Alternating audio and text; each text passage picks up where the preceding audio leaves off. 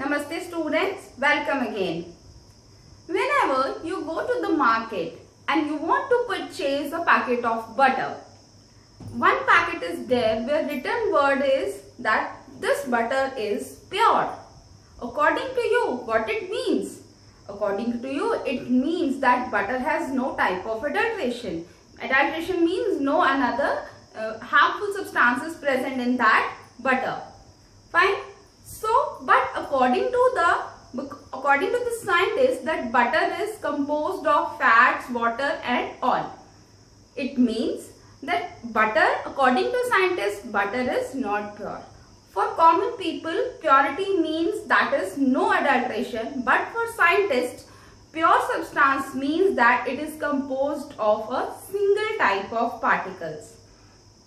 So, let's start with the new chapter, that is chapter number 2, is matter around us pure? Whether the matter around us is pure or not. So, let's discuss. First, you know that we can classify matter in two categories. That one is pure substance and second one is mixture. So, we will discuss these in detail one by one. So, firstly, you have to know that what pure substances are. Pure substances means that the substance which is made up of single kind of substances that are known as pure substance. So, tell me, is air pure? Is air pure? Pure is a mixture of several gases and water vapors. So, it means it is not a pure substance. So, in nature, what kind of pure substances are present? We are having two kinds of pure substances present. One is elements and second one is compounds. One is element and second is compound. So, we are having two kinds of pure substances scientifically. One are elements and second one are compounds. Elements means these are the kind of substances which are made up of single kind of particles. They are made up of only single kind of particle. Fine. Or they cannot be broken down into simpler particles, or they cannot be formed to form a single particle. The examples of elements are like carbon, right? Carbon is carbon, iron, neon. These are elements, right? So, we will discuss these elements in detail. So, next is compounds. So, what compounds are? Compounds are basically mixture of these elements. These elements combined in a chemical proportion to make the compounds. For example, water. It is composed of two elements, hydrogen and oxygen, HCl. It is composed of two kinds of elements, hydrogen and chlorine and many more. Fine. So, this is about pure elements, that we are having elements as well as compounds. We will discuss these in detail also.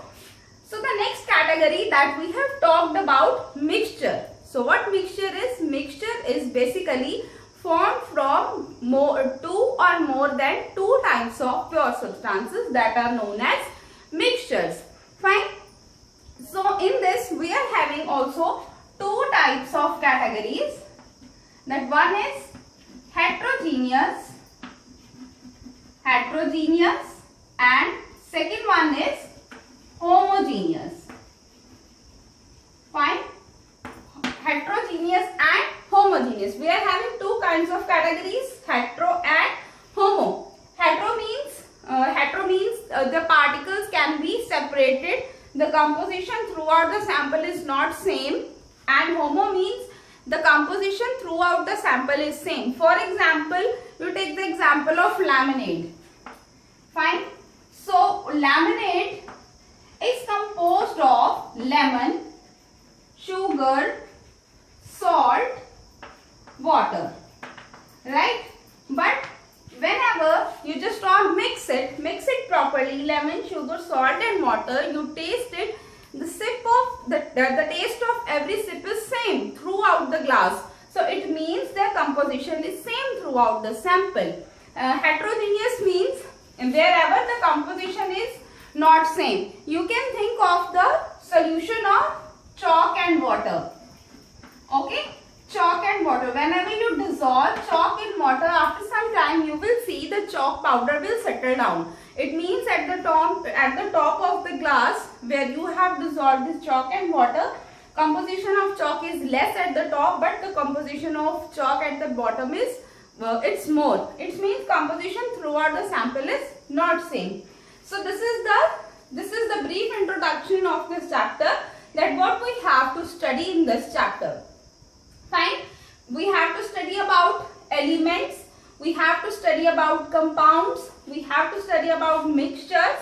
We have to study about types of mixture. We have to study about one thing more, that is solutions, suspensions and colloids. After that we have to study the method of separation, that how we can separate one thing from another. This is the brief introduction, that how it. Now let's start with the first topic of this chapter, that is element. Now let's discuss the first category of pure substance, that is elements. The word element is firstly used by Robert Boyle in 1661. According to him, the elements cannot be broken down into simpler substances. Element is that kind of substance which cannot be broken down into simpler substances. Fine. Later on, another scientist, that is Anthony Laurent Lavoisier, defined the element as a substance which can neither be broken down into simpler substance. We cannot break down the simpler substance into its particles, and it cannot be formed from two or more simpler substances. Fine. If we are having two or same substances, we cannot form by any known physical or chemical process. For example, we are having the example of hydrogen. Fine. Hydrogen is an element. We cannot break down hydrogen by any physical or chemical process, means by change in temperature, means by heating or by cooling, or any method. We cannot break down hydrogen into simpler substances. Hydrogen will remain as simple hydrogen. It cannot be formed from two or more same kind of elements, or it cannot be broken down into the simpler substances. So let's have some more detail of elements. Now let's discuss something more about elements. So elements are made up of only one kind of atom. What it means, that element is made up of only single kind of atom. For example, I have the example of iron. Fine. You have a piece of iron. You make it powdered, right? Whenever you crush it, you got the iron fillings. So iron fillings are also made up of iron only. That is nothing. So it means that iron element is made up of iron atoms. Similarly, sulfur, right? You just take a sulfur, powder it, and whenever you see that sulfur is also composed of sulfur atoms. So all the atoms present in the sulfur are all the atoms present in the sulfur are sulfur only. Mercury, all the atoms of mercury are combined together to form the elements. So it means that elements are made up of only single kind of atoms. Fine. So next is, in our nature, we have known about 118 elements. 118 elements are there that are known to us. Out of these 118 elements, 92 are naturally occurring and the remaining are made in the laboratory. Fine. And their composition is not throughout the nature. Its composition is not same. Some elements present in a large quantity, some elements present in a very small quantity, or in a very traces. You can see that some traces of elements are present. Okay, so we are talking about that nitrogen is nitrogen element. This is the most abundant element in the atmosphere. In the atmosphere, nitrogen is the most abundant element in the gaseous form.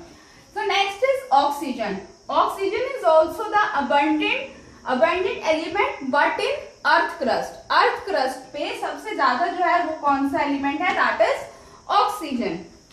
So oxygen, silicon, they are the common main constituents of sand, soil and rocks. The mostly earth crust is made up of sand, soil and rocks, and these are mostly composed of oxygen and silicon. That is why oxygen is the most abundant element in the earth crust. Okay, next one is very important. That is the elements are regarded as building blocks of universe.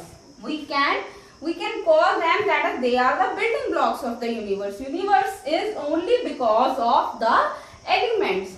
Okay, so here you can see that oxygen, silicon, they compose sand, soil and rocks. It means the most of the universe is composed of only these three, and oxygen, these are only handful. Fine. On the earth crust, oxygen also exists in the free state, right? It exists in the free state, means we are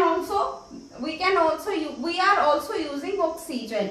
Fine. Our human body is also mostly composed of oxygen, water, right?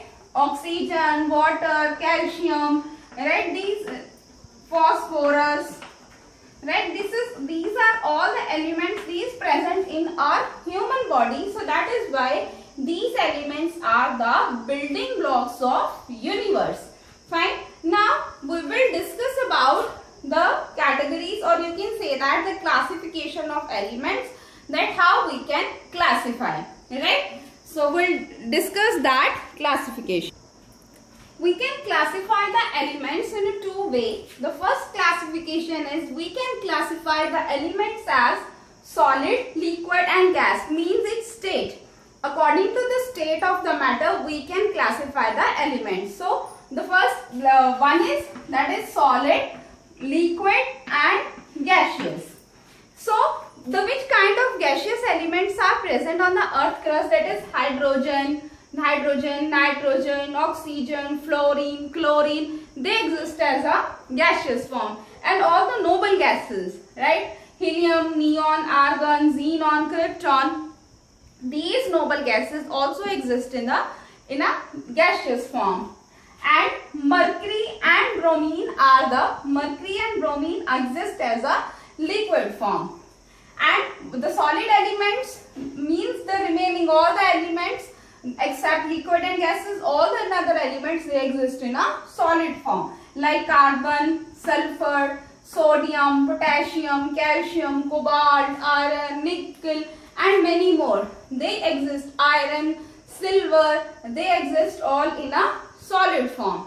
The second category where we can classify the elements according to the properties, that are the metals, non-metals and metalloids. Now what are metals, what are its properties, what are non-metals and its properties, and what are the metalloids and what are the properties. Now let's discuss all these kind of elements. Now let's discuss the second classification of elements, that is about metals, non-metals and metalloids. We will classify the metal, non-metals and the metalloids according to their properties. So let's discuss all these properties one by one. So the first property is about the appearance. That what is the appearance of the material? If the material is the lustrous, means it is having a shiny appearance, it is a metal. Fine. And about non-metals. If it is the non-lustrous, means it is not having the shiny appearance, so it means it is a non-metal. Here the exception is, I am writing the exception here. The exception is iodine. Right? Iodine is an example which gives the lustrous appearance, but rest all the non-metals are non-lustrous. The second one is, these are the good conductors of heat and electricity. Fine. Good metals are good conductor of heat, and means heat and electricity can be passed easily through these. The next is the non-metals. They are poor conductors of heat and electricity. Okay, means the electricity and the heat cannot be passed through easily. Here also the one exception is there. I am writing the exception here. That is graphite. That is graphite, which is form of allotropic form of carbon. Fine. So it is graphite is a good conductor of heat. This is the exception. I am writing the exceptions with a different color. Fine. The next is metals are mostly, that is according to color. The metals are mostly silvery grey or the golden yellow color. But the non-metals, they are having the variety of colors. The next is metals are ductile. Ductile means we can draw them into the thin wires. Fine. But the non-metals, they are soft and brittle. They cannot be formed into the wires. They cannot be converted into this wires. Right. Most of the metals are hard. Right. Most of the metals are hard. Only exception is this means they occur in the solid state. But the exception here is, I am writing here. The exception here is mercury. Right. Mercury exists in the liquid state. That is a metal. Fine. These are soft and brittle. But here also the one exception is there. Diamond. Diamond is also the hardest element known. This is also the allotropic form of carbon. Right. This is come in the category of non-metal, but it is the hardest natural substance occurring in the nature. The next is metals are malleable. Malleable means we can draw them into the thin sheets. Okay, but the non-metals, they are neither malleable nor ductile. Next is sonorous. Sonorous means they produce a sound effect, right? The example iron, copper, nickel, right? They all make a sonorous means they all produce a sound when we hit them. But the non-metals, they are non-sonorous means they do not produce any kind of sound when anyone hit it.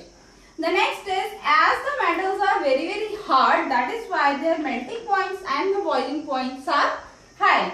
But the non-metals, they are soft, that is why their melting points and the boiling points are low. Next one is the metals having the high densities, that is the mass per unit volume of the metals is high, but the density of non-metals, that is low. The examples of metals are sodium, potassium, zinc, copper, silver, gold, aluminium, etc. And the non-metals are, that is hydrogen, oxygen, nitrogen, sulfur, etc. etc. They all exist as a non-metal. Almost 80% of the elements exist as a metal and 20% it exists in a non-metal. But we are having a third category, that is the metalloids. So what metalloids are? Metalloids are those kinds of elements which show the property of either metals or sometime non-metals. So they having the intermediate properties of metals and non-metals. That kind of elements are known as metalloids. We are having the example, that is boron, silicon, germanium, arsenic, antimony. They all are the examples of metalloids. So these metalloids are used to form one kind of, you can say that, semiconductor. Right? These metalloids are basically used to form the semiconductors, means they having the properties in between the metals and non-metals. So this is the third category. This is all about the types of elements that we have talked. That is the first classification we talked about. That is, firstly we have what we have discussed today. Firstly we have classified the matter in two categories. Number one is pure and number two is mixture. So pure substances can be classified. Number one, elements. Number two, that are compounds. And later on, the mixtures that were also classified into two categories. One is homogeneous and second one is heterogeneous. Later on we discussed about the elements and we did the classification of elements. The first classification was solid, liquid and gas, and the second classification is metal, non-metal and metalloids, and this is all about the types of elements. Next we will do in next class.